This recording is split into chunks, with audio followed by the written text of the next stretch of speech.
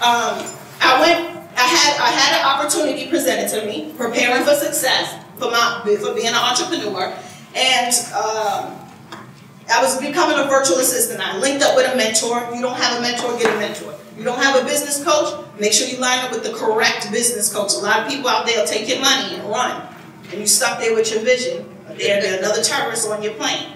But I lined up with a great mentor who was doing the things that I wanted to do. He was in the places that I wanted to go, and he was speaking the messages and sharing the message that I wanted to share. And so I linked up with him, and he showed me how to utilize my skills in becoming a marketing virtual assistant. And so I did that. I was very successful in building a business and building a team. I had about 75 virtual assistants that were working under me.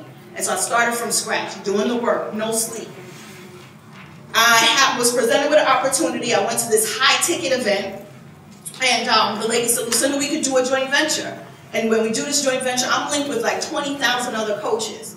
So I'll let you work with some of my coaches so you can have the opportunity to build your business, and we'll see if this joint venture works. So you'll make money in the process, but when it's time to sign the deal, I'll give you $10,000 just to sign on to get your team together, and then we'll start rolling.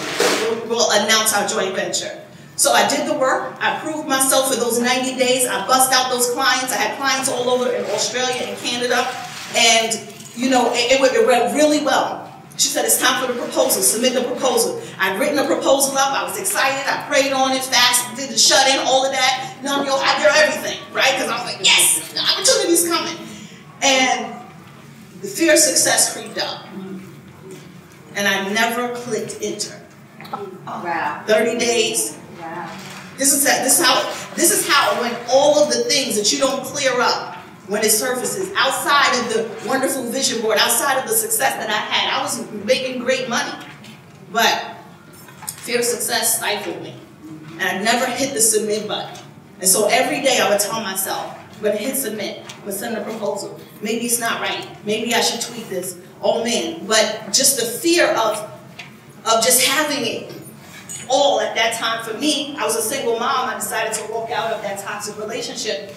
That meant the world for me, but I wasn't mentally prepared, so I thought I wasn't, right? And so she said, after like another 90 days, she said, Lucinda, what happened? We were trying to get you to do the joint venture. You did so well. And the time that you never responded back to me, I had to hire and train from scratch. I had to stop my business to train some other ladies on doing your business. And so I go to this conference with the little coins that I had at that time, because now, after she told me that, I didn't want to work on anything. I was just so sick. And she said, well, you know what, you can still come to my conference. I'm having a summit. Come and still network. You can pick up some clients. So I was so green-eyed with envy and jealousy, keeping it real, because somebody else had the opportunity that I had, that was presented to me first, that I was falling apart. But envy and jealousy drove me to the point that listen, somebody needs to watch the babies.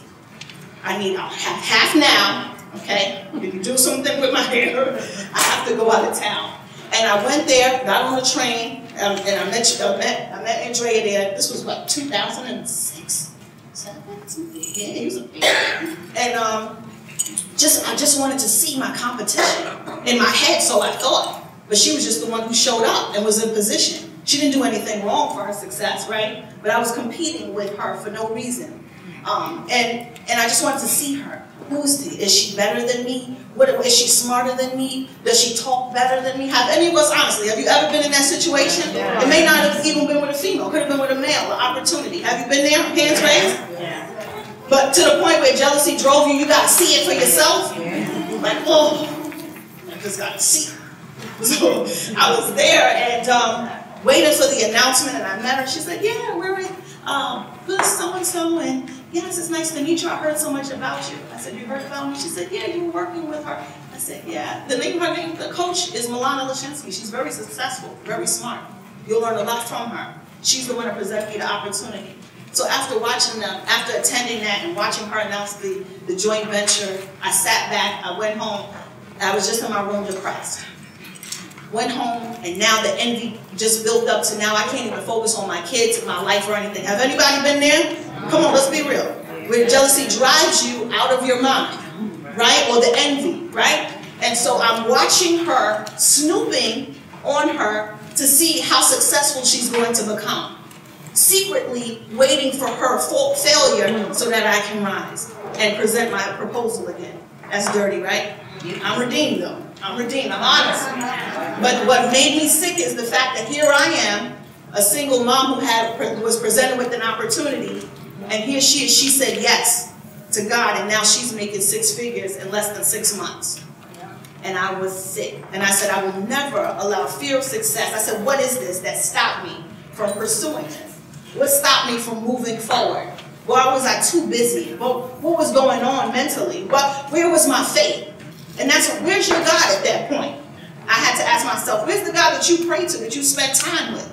The words that you speak. Are you a hypocrite to yourself?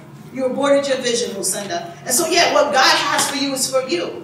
But guess what? At that time, could have been my 6 figures then instead of the 6 figures now, right? We could have been doing 6 figures many years ago, but I'm redeemed and I learned from that. And I share it with you so that you understand to seize the moment. When an opportunity is presented to you and you know it's for you and you know this is something you've been waiting for, don't let nothing stop you. Don't throw in the towel. Don't give up. You don't even have to get anybody else's opinion. You are enough, you have enough, and you do enough. Let's say it.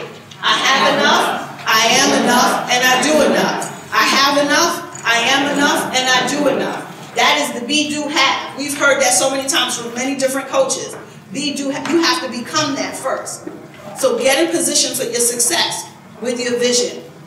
I'm glad to be in a room full of millionaire minds. It's a wonderful thing, right? I'm glad to be in a room full of believers and visionaries. It feels good, right? That your neighbor is a thinker. And she is in a position that she's so focused on her success that she can't wait for you to succeed so we can all do it together. And so that's the world I live in now. So that I'm striving to go higher and higher and helping everybody in my team to strive higher and higher so that we can all become the best.